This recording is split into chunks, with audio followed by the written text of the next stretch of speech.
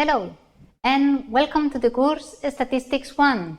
I'm very glad to have you here. In this video, we will talk about the methods, the contents, the evaluation, and how we are going to work during these weeks. Some information about this course is that this is included in the subject Fundamental of Statistics. There will be other courses belonging to this category, and it's compulsory, of course. It has assigned 5 ECTS, and it will have a duration of 4 weeks plus the exam for the final exam, the recovery, the resit exam. This course is focused on the application of basic statistical techniques, and this is important because these are the basic techniques that we will need to understand other concepts that will be explained in other courses of the degree, and we will focus on data analysis, process improvement, and decision making. That means that we are not focusing on the development of theorems or demonstrations. We will be explaining the mathematical concepts that we need to solve the problems, but always applied to the resolution of a case study. This course is very important to support other courses within the curriculum, not only statistics too. Other courses that deal with the definition of random variables that include some kind of uncertainty in the definition of the variables that they are studying. My name, by the way, is Andrea Conchado, and I will be teaching this course with Professor Manuel Zarzo. We both work in the Department of Applied Statistics and Operational Research and Quality.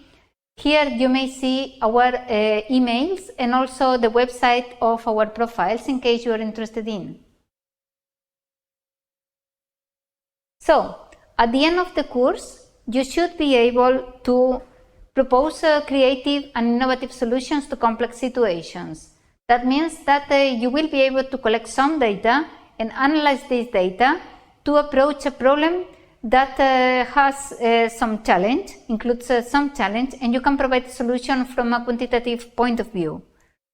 Also, you need to work effectively in teams to solve problems and to answer questions, and you need to be able to communicate effectively. What does it mean? It means that not only you are expected to deal with numbers properly, that means computing ratios or adding, multiplying. You need to produce a report or response by hand or maybe using the computer that follows all the steps that are required in scientific communication. So you will need to define variables, you will need to show mathematical formulas, and you will need to follow the steps that we will learn in the course.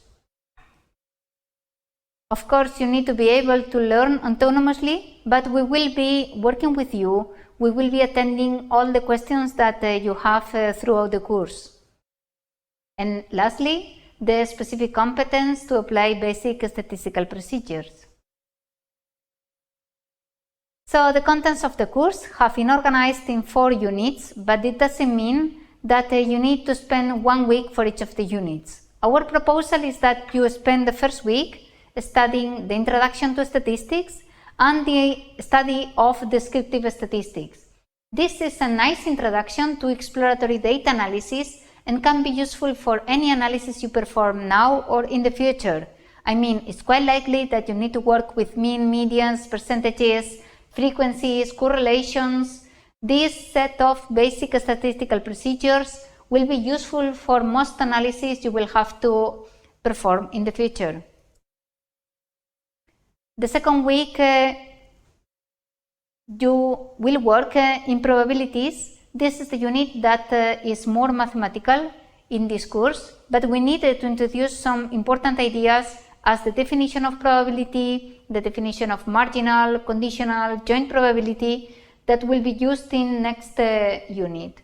So once you overcome this second week, you can begin with Unit 4, Common Probability Distributions, and during the third week you should focus on the analysis of discrete probability distributions. That means mainly binomial Poisson, even that we will study Bernoulli as an introduction. Lastly, the fourth week, we will focus on the analysis of continuous probability distributions. And there are three important models, which are the uniform, the normal, and the exponential, and also the approximations from all previous distributions to the normal distribution, which is a very important result in statistics. The methodology of this course is mainly based on the study of contents, and also it's very important that you watch all the videos. Of course, you can stop and review the moments that you need to repeat to understand all the concepts, and there will be 4 practical sessions where we will practice with stat graphics. We will ask you some homework as academic work, and there will be quizzes at the end of each week. The main resources of this work, of this course, are the videos and the contents posted in lessons in poly format. As I told you, we're going to work with stat graphics, which is available in Polylabs. You can access to this software through Polylabs, or you could download a version in software UPV.s and install a desktop version in your computer. There will be other supporting materials such as user manuals or some recommended books for supporting and extending your knowledge. So in the evaluation, there will be 3 parts, 3 items of evaluation. Firstly, the participation will be assessed during practical sessions, and this is going to be 30%. The homework is going to be another 30% assignments, where you will have to solve some problems. And finally, there will be single exams at the end of each week. So there will be 4 exams at the end of each week, plus a final exam, which is not mandatory, but can be used if you didn't pass the subject or if you want to improve the grade. So according to this structure, there are 2 calls as usual. In the first call, if you want to pass the course in the first call, which is highly recommendable, this is the formula that will be used to compute your final grade. It's 30% participation, 35% homework assignments, and 35% exams. If you don't pass the subject with this formula, you don't arrive to the minimum grade 5, or you want to improve the grade, there will be a final exam some weeks after the end of the course, and with this your final grade will be computed as it is shown in the slide. So the participation cannot be recovered. There isn't any recit exam for participation, but for the final exam, we will choose between the maximum grade, between homework and exam, and also the extra exam, the final exam, which is included here. Of course, we are not going to allow any irregular behavior, such as any evidence of copying or plagiarism. Also, we don't allow the collaboration or facilitation of copying, especially during exams. Any fraudulent attempt to improve the grades, or any use of material which is not allowed during exams. Any other irregular behavior will have a follow-up and will have a consequence in the final grade. There are 3 books that are recommended for the study of this course. First of all, the New World, which is available through the library of the UPV. There is an online version. Also the Maghreb, also available in the form of PDF if you log in the library of the UPV. And finally, this Betia, which is an interesting textbook about interesting applications of statistics in engineering. I hope you enjoy with the study of the course.